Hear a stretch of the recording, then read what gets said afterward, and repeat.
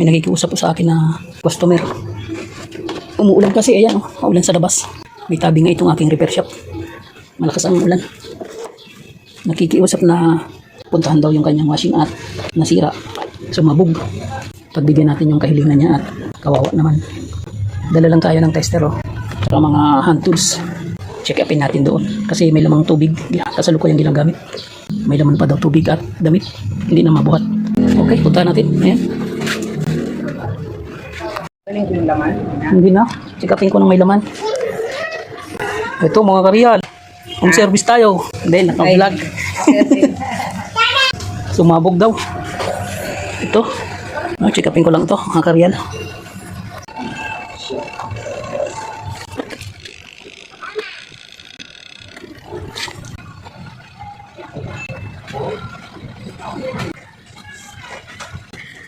Gumagana, gumagana.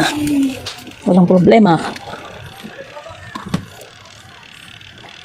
Nababasa pala to. Dapat Yun lang.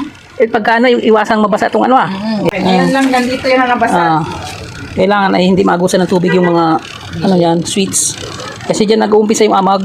Pag nag-amag na, magkakalawang. Kaya mag-uumpisa ng masira yung timer. Dati kaya ngayon lang nandito nabasa. So, parang wala namang problema to.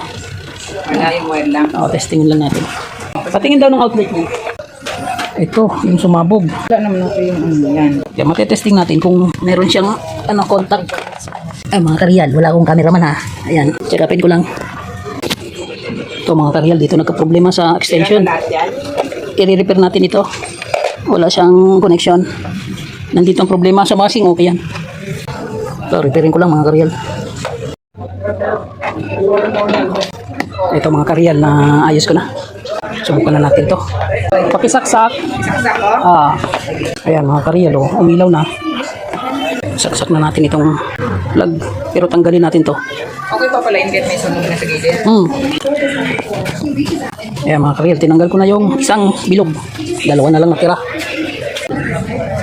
Ayan. Tapos ito, subukan natin kung gagana siya. Ayan. Ayan mga kareal, gumana na.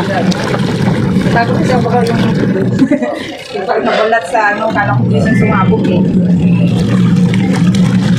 Kaya mga kareal, nasa extension ng problema. Tension ko lang problema. Sumabog. Sumabog doon. Posibleng dahilan yan ay maluwag yung saksakan. Ito, goods na yan. Wala nang problema ang washing. Solve na problema mo. Ano lang, kasi takot ako yung di ba marang nabalat. Pero yung extension mo nawala ng connection. Kaya Pero yung outlet yung ano, okay lang. okay na yan. Yung may agaw na yan, okay lang yan. Kahit may agaw yan, gumagana naman yung contact niyan. Okay pa rin yan. Kahit yan tatlo na yan ang gamitin, pwede. Tapos itong plug na ito, pwede nang isaksak doon sa main outlet nyo. Yung hindi tatluhan ng butas. Pwedeng i-direct yan doon. Yan okay na.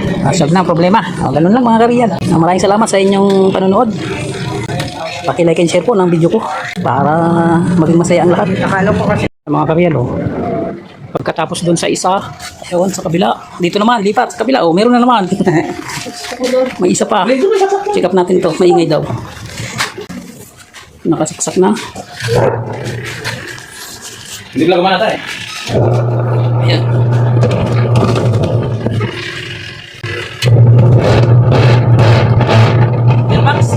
Gearbox. Gearbox ang sira nitong isa. Ipabitbit ko ni ano doon? Pag walang ulan, pwedeng gawin yan. Kasi sa labas ako nagagawa ng washing Oo nga. mababasa. Ayan naulan. Hindi naman pwede sa loob kasi biglang may nagpapagupit. Hindi ako makakagupit pag nandun sa loob yan. Sige, pag wala ng ulan. Papalitan natin ang gearbox yan. Sige. Atid ko na lang yan doon. Oo. May dalong ka. Pag doon na Saan naman yan? Sige. Sige. Salamat. Dito muna ako. Oo, salamat. Mga kaya. Okay. Thank you. Dito na ako. Salamat. Okay mga kareal. Ganyan po ang buhay ng isang technician. Pilitan tayo mag home service. Tapos na yung isa. Yung isa naman, ipapadala na lang natin sa bahay. Doon po gagawin. Okay, maraming salamat po. Ito mga kareal, yung chinek up natin na washing machine na maingay. Ang naging sira ay gearbox ito. Pinalitan na natin bago na yung nakakabit. Ito'y tumatagas na doon sa ilalim. Ayan, kita nyo yan. May mga bakat dyan sa gilid. Baghin ng dumi. Palatandaan na may tagas. Ito. Kaya kailangan palitan. Yan, bago na yung nakakabit. Ngayon, titestingin na natin ito. Nilagyan ko na ng tubig. Saksak natin. Ayan. Tapos, ihitin ang timer. Ayun, gumana na. Wala na siyang ingay. Bas. Umawas ang tubig. Yan, wala nang ingay oh. Wala nang ingay. O yung may-ari, naghihintay. Dinala na dito. Yung chinik up natin kanina. Sa kanilang bahay natin chinik up dito. Dinala sa bahay para magawa ng maayos. Tsaka umaraw na. Yan, kanina na ulan. Yan, gumagana. Walang tagas. Siguro ito walang tagas. Para hindi kasira ang motor. Goods na yan. Tatakipan na lang natin. At ito ay pwede nang makuha ng may-ari. Okay. Ayun mga kareal. Kinuha na yung washing machine. Ito. Bayad na. Ganyan lamang po ang simpleng buhay ng karaniwang manggagawa. Self-employed. Na katulad ko. Maraming salamat po sa lahat ng customers ko na nagtitiwala. The real life Vickers Real Flow expresses the reflections of a common worker, driver, technician, and a barber.